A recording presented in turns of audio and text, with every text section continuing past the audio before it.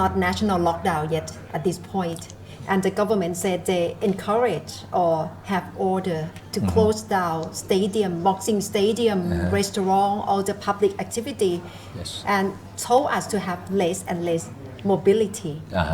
Is it at the right time to have this measure at this time? At the right Of course, point? yes. To me, yes, I think it's a very good measure, and it's about time that we do it. One thing we may question is there anything else we could do? But I'm happy with what we have, what we got, at least for now.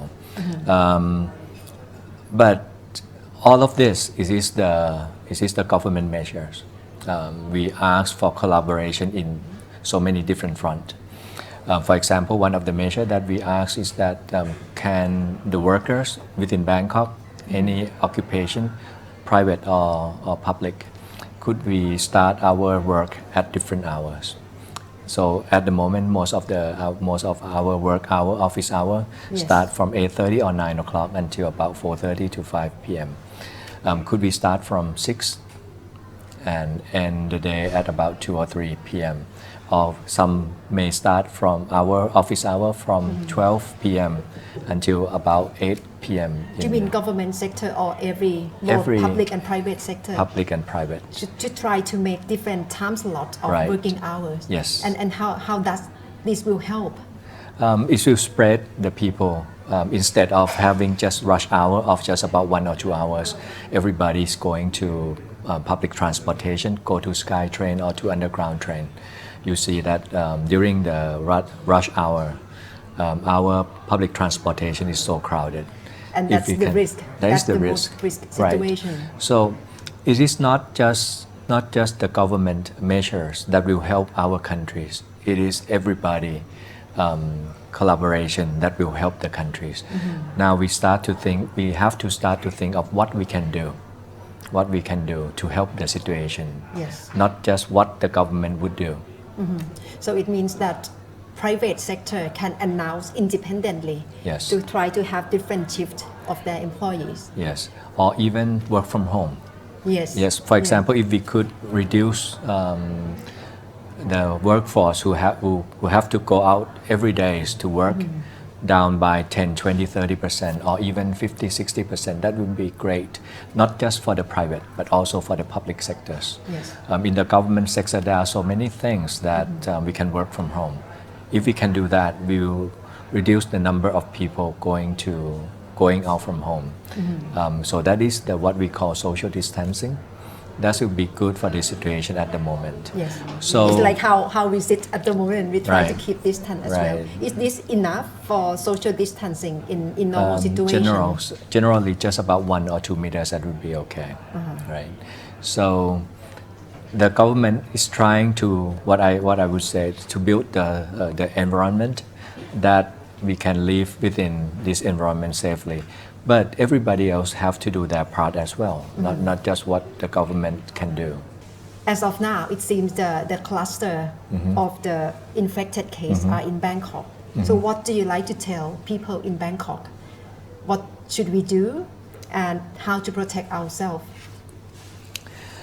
At the moment, the measures or the interventions that we do change very rapidly.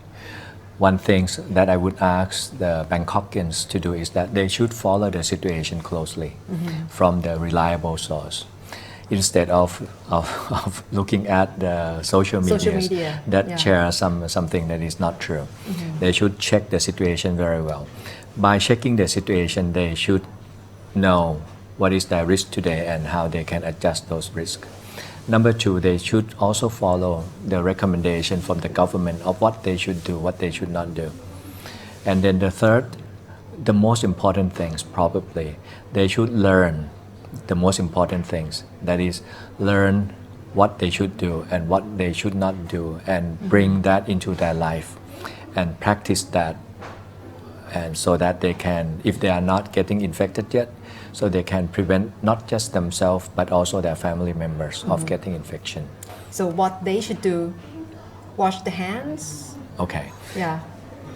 first thing first, they should, if they are not they are well and they are not infected yet, what they should do, number one, is they should try to avoid going outside, trying to avoid going into the crowded places.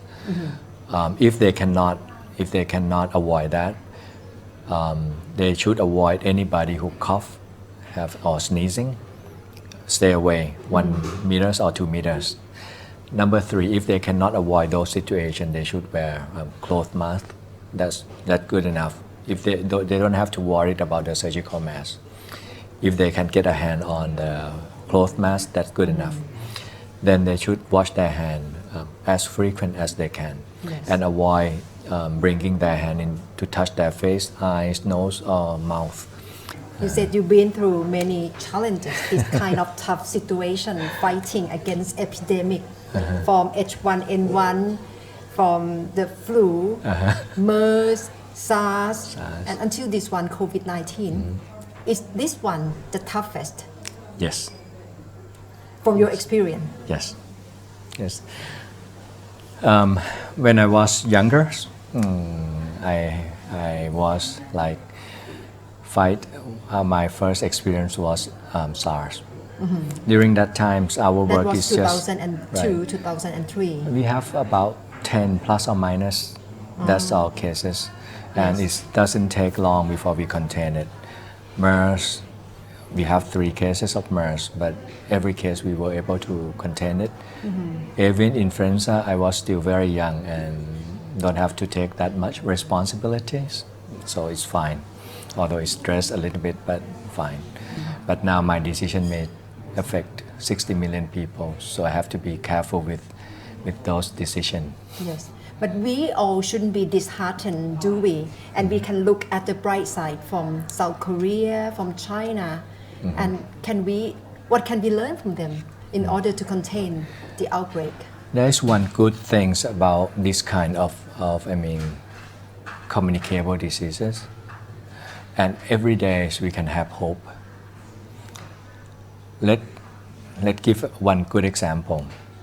Let's say if our situation is getting bad, and today, for example, if we have 10,000 people infected, 10,000 cases, and if these 10,000 cases know what they have to do to stop the disease, if they stop spreading the disease, in 14 days, we'll have 0 case. Because if they stop spreading today, there will be no more cases, right? So actually, I'm not sure if we are fighting the virus or we are fighting the unknown. I mean, the unknown is Thai people don't know what they have to do. If they know, I believe that they want to stop the disease, the virus as well. So I believe personally that if we want to stop this disease, we have to inform every Thai people of what they should do if they come down with common cold. They don't have to care what infected them. What they have to care is they should stop the spreading of the disease. No more cases that will get the disease from them. If we can do that, no matter how bad the situations will be, we can always stop it at any times. So, is it hard? Yes, it is. But I think we still have hope, I think.